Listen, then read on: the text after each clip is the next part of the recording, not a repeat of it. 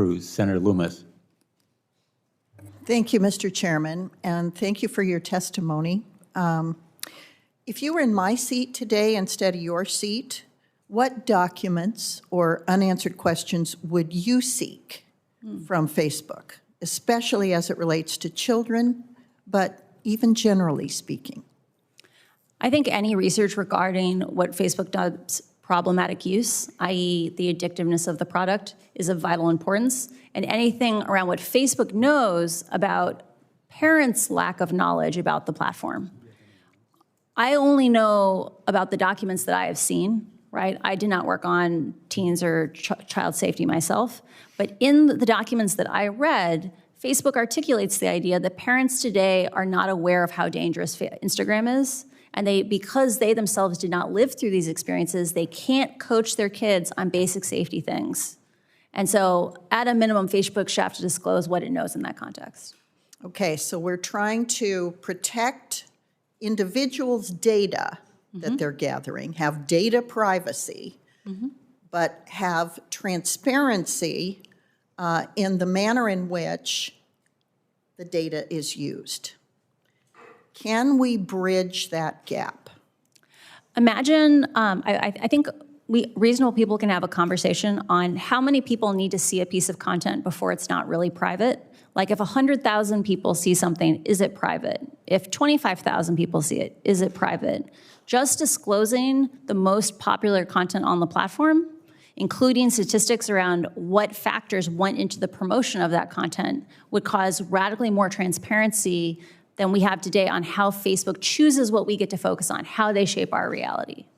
Okay, if our focus is protecting the First Amendment and our rights to free speech while very carefully regulating data privacy, I've heard there are a number of things that are being discussed in Congress. Everything from antitrust laws to calling Facebook a utility, to the idea that you just raised of a regulatory board of some sort that has authority to,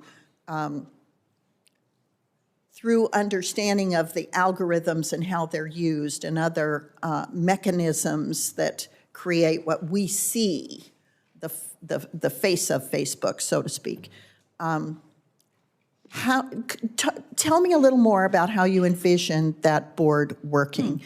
What is in your mind, based on your understanding of the company and the ill consequences, what is the best approach to bridging the gap between keeping speech free and protecting individual privacy with regard to data?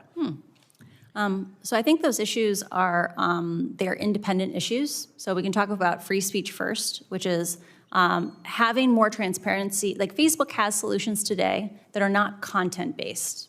And I am a strong advocate for non-content-based solutions because those solutions will also then protect the most vulnerable people in the world. In a place like Ethiopia where they speak 6 languages, if you have something that focuses on good ideas and bad ideas, those systems don't work in diverse places. So investing in non-content-based ways to slow the platform down not only protects our freedom of speech, it protects people's lives. The second question is around privacy, and this question of how can we have oversight and have privacy. There is lots and lots of research on how to abstract data sets, so you're not showing people's names. You might not even be showing the content of their post. You might be showing data that is about the content of their post, but not the post itself. There are many ways to structure these data sets that are privacy conscious, and the fact that Facebook has walled off the ability to see even basic things about how the platform performs, or in the case of their past academic research, releasing inaccurate data, or not being clear about how they pulled that data, is just part of a pattern of behavior of Facebook hiding behind walls and operating in the shadows. And they have far too much power in our society to be allowed to continue to operate that way.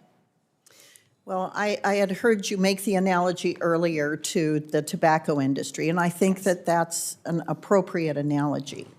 I really believe we're searching for the best way to address the problem.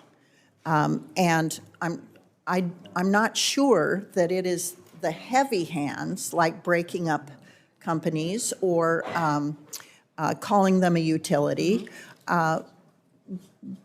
which is why your approach of integrating people who understand the math and the uses of the math with protecting privacy is intriguing to me.